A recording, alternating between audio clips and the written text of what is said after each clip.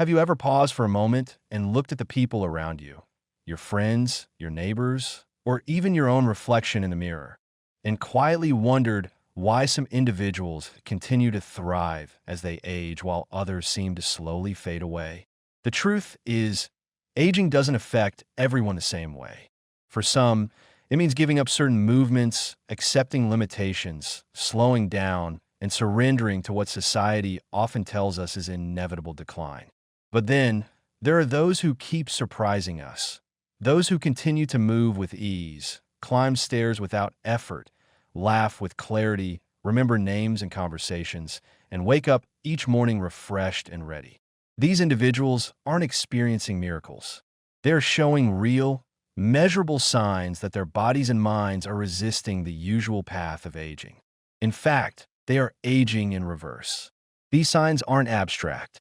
They're physical abilities grounded in science, linked directly to independence, vitality, and longevity.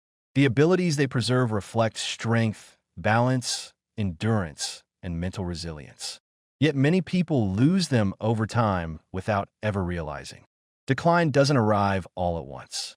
It happens slowly, gradually, like sand slipping through fingers. One day you're leaping from a chair with ease, and the next you find yourself using your hands to push yourself up. And then, quietly, daily tasks become harder than they once were. But the good news is that if you can still do just a few of these things we're about to explore, you're not only fortunate, you are exceptional. You are walking proof that the human body and spirit have the ability to stay strong, to stay active, and to defy the expectations society often sets for those beyond a certain age. Many people believe that life after 80 means inevitable weakness, slower steps, forgetful minds, shaky hands. But that's not the full picture. Much of what we consider normal aging is actually disuse, not age itself. Muscles don't weaken just because the calendar pages turn. They weaken because they haven't been challenged. Balance doesn't disappear due to age alone. It disappears because we stop practicing it. Flexibility fades not because we're old, but because we stop stretching, stop moving, stop trying. It's a quiet resignation we're conditioned to accept. We're told to expect less, move less, rest more, risk nothing. But that mindset, although well-intentioned, can be dangerously limiting. It leads to a life that contracts over time, where people stop doing the very things that once made them feel alive. But there is another way. Some people refuse to shrink their world. They move with intention.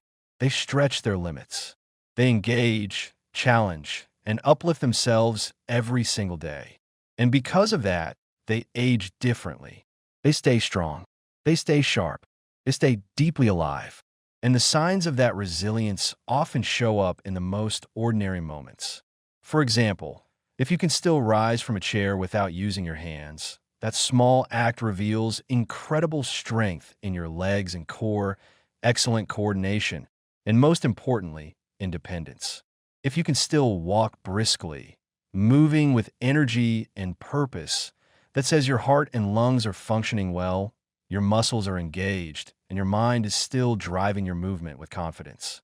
If you can still balance on one foot for 10 seconds or more, that tells us your brain, muscles, vision, and inner ear are all working together, keeping you centered and strong. If you can get down to the floor and back up without help, that single act tells the story of your entire body. Your joints, flexibility, endurance, and willpower all functioning in harmony. If you can carry a full bag of groceries without struggling, you're showing strength not just in your arms and back, but also your grip, coordination, and functional independence. If you can climb a full flight of stairs without pausing, that means your cardiovascular system is still robust, your lungs are still filling efficiently, and your muscles are supporting you without hesitation. If you still remember what you had for dinner last night, or a conversation from earlier this week, then your cognitive health is still vibrant, your memory pathways are intact, and your brain is still sharp, active, and connected. And finally, if you can still wake up in the morning feeling refreshed without needing naps throughout the day, it means your body is still healing during sleep, your hormones are in balance, your nervous system is calm, and your internal rhythms are still supporting your well-being. These signs may seem simple, They may seem mundane, but they are not. They are powerful reminders that age, while inevitable, does not have to mean decline. They are reflections of a life still deeply engaged with the world, still filled with possibility, and still defying the quiet narrative that aging is a slow unraveling. Because the truth is, even after 80, you can still rebuild strength. You can still retrain balance. You can sharpen your memory. You can restore your energy. Your story is not over, and your body hasn't forgotten how to heal. Every moment you move with strength, remember clearly, sleep soundly, or lift yourself with pride is a moment that proves you're still becoming. Not just growing older, but becoming deeper, more resilient, and more present than ever before. So, if you recognize yourself in even just one of these signs, take a deep breath and smile. You're not just surviving. You are quietly, courageously aging in reverse. And that is something worth celebrating. And now that you know what it means to quietly defy time, to carry within you the quiet strength that whispers, I am still here, still capable, still rising, it's time we look deeper. Not just at what you can do, but at why you still can, and how you can protect and even enhance these gifts that so many unknowingly let go of. Because behind each simple action, standing tall, lifting a bag, remembering a name, there's a system at work, a lifetime of choices, and a promise that your body, when given the right conditions, will continue to serve you with grace and resilience. Because it's not just about luck, it's about the small habits you've carried, sometimes without even realizing, habits that have nourished your joints, challenged your muscles, kept your neurons firing, and sustained the fire within your spirit. And if you want to continue aging in reverse, then nurturing those habits now becomes not only important, but essential. And it begins with understanding that your muscles are not just meat and motion. They're your body's power plants, burning energy, stabilizing your frame, protecting your bones, and every time you use them with intention, whether in a walk, a stretch, a bend, or a lift, you're signaling to your body, I still need this, keep it strong, and your body listens always because that's what it's made to do, to adapt, to respond, to grow where it is challenged. But just as your muscles crave movement, your bones crave impact and load because bones are not inert. They are living, dynamic tissue that strengthen in response to stress.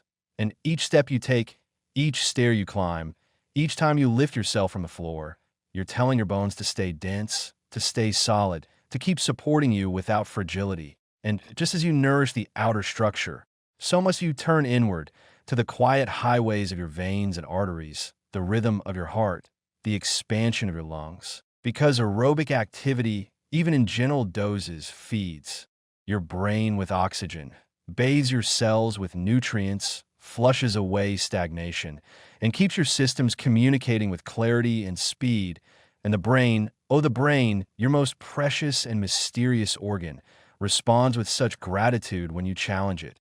When you puzzle over something new, when you stretch your memory like a muscle, when you speak aloud your thoughts, when you learn a new word, recall a distant memory, or even close your eyes and visualize a task. These things are not trivial. They are training. They are neuroplasticity in action, the reshaping of connections that can continue late into life if only you believe they still can. And now perhaps you're wondering, but what if I've let some things slip? What if I can't do them all anymore? And to that I say, good, because recognizing what has faded is the first step toward rekindling it. Because decline is not a sentence, it is a signal, a whisper saying, pay attention here. And when you do, when you begin again, no matter how humbly, your body will notice, your spirit will respond, and momentum will follow. Because the truth is, progress belongs to anyone who chooses it, not just the strong, not just the lucky, but anyone willing to begin again. And this journey is not about returning to youth. It's about expanding the meaning of vitality in your current age, because every breath you take is not just survival. It is potential, and every small improvement is proof that you are still participating in the story of your life, not just witnessing it from the sidelines. So let's talk about nourishment. Not just food, but how you fuel your being, because what you eat is not just about calories. It's communication, and each meal is a message to your cells, to your brain, to your heart, saying, here is what I offer you today. And when you offer it color, fiber, hydration, clean protein, healthy fats, and foods that grew from the earth or swam in its waters, you're aligning with a natural rhythm your body understands. And beyond food, there is sleep, not just rest, but restoration. And if you protect your sleep as sacred time, if you wind down with intention, unplug your mind from the noise, dim the lights of your world, and prepare your vessel for recovery, then each night becomes an investment in clarity, in healing, in strength. And then there is the often forgotten fuel, connection, because we were never meant to age in solitude. We are social beings. And when we share laughter, share meals, share stories, or even silent presence with someone who sees us, something inside of us is affirmed. And loneliness, which erodes health as powerfully as disease, begins to lose its grip because human touch, human voice, shared experience, these things are medicine too. And if your circle has shrunk, if your connections have faded, know that it is never too late to reach again, to smile first, to call someone, to join something, to open your door and your heart once more. And now you begin to see, aging in reverse is not magic. It is method. It is movement and stillness, challenge and rest, solitude and connection, effort and grace, and most of all, it is the refusal to believe the narrow story that aging equals shrinking, fading, disappearing. Because you're not here to disappear, you are here to shine, to illuminate what is possible, to rewrite the narrative for every person who has ever been told they're past their prime, when in fact they're just stepping into a deeper kind of strength, the kind that's not flashy or loud, but steady, generous, and enduring. And so if you have felt the fire stirred inside you now, don't let it dim. Feed it, move it, protect it, share it, and know that every step you take from here, whether bold or small, whether joyful or uncertain, is a step in the right direction, because you're not done. You are becoming, and becoming, dear one, is the most powerful form of aging there is. And now that you've understood the truth that becoming is the most powerful form of aging, that to grow is not to diminish, but to deepen, it is time to step even further into this quiet revolution that is taking place inside you, this gentle defiance of what the world may expect from someone your age, this sacred reclaiming of strength, of curiosity, of grace, because you have seen the proof not only in others, but in yourself, that it is not too late to change, not too late to heal, not too late to rise. And so now we turn our gaze toward what lies ahead, not in fear, but in intention, because there is wisdom in choosing the kind of elder you wish to become, not simply enduring the years, but crafting them like sculptor, carefully and consciously, because your legacy is not something written after you're gone. It is something built in the choices you make today, in the conversations you have, in the love you give, in the habits you protect. And it starts with presence, because presence is power. And when you wake up in the morning and let yourself feel the light on your face, the breath in your lungs, the rhythm in your chest, you're already ahead of most, because so many sleepwalk through their days. And yet you're choosing to awaken, to inhabit your body and your life fully. And from that presence comes clarity, and with clarity comes purpose, and with purpose comes energy, because when you are clear on what matters to you, whether it is family, peace, creation, contribution, or simply joy, then your days begin to organize themselves around what truly feeds you, not just what distracts you. And from there, momentum builds again, because when you align your actions with your values, you no longer need to push yourself with guilt or shame. You're pulled forward by something truer, something quieter, but infinitely more enduring. And maybe now you begin to ask, how do I keep this going? What do I need to stay on this path? And the answer is this. You need rituals, not rigid rules, but living rhythms that ground your days, so that even when the world around you shifts or slows, you have anchors that keep you connected to your health, your clarity, your joy. And these rituals don't have to be grand. They could be as simple as a morning stretch by the window, a midday walk without a destination, a moment each night to write down one thing you're grateful for, a glass of water before coffee, a deep breath before you speak. And in time, these small things add up. They weave a kind of invisible scaffolding around your life. And on the days when energy wanes or doubt creeps in, they hold you up, they remind you who you are, and still more importantly, who you're becoming, because the future does not belong to the young. It belongs to the willing, the curious, the kind, the brave, and age is not a barrier to any of those things. In fact, age deepens them. So let's talk now about what you can still create. Because creativity is not something that disappears with time. It's something that evolves. And maybe your hands are slower, but your insight is deeper. Maybe your voice is softer, but your message is stronger. Maybe your pace is steadier, but your impact is greater because you no longer need to prove yourself. You only need to express yourself. And when you create, whether it's a garden, a poem, a recipe, a piece of advice, a moment of laughter, a letter to a friend, you're giving life a gift that only you could give, shaped by your experience, your trials, your tenderness. And this, too, is part of aging in reverse, because each time you create, you affirm that you still have something to give, and you do always. And now, maybe we must also speak of rest. Not sleep, but rest, the deep exhale of the soul, the permission to pause, to soften, to simply be, because rest is not laziness, it is preparation. It is where the body repairs and the spirit regathers.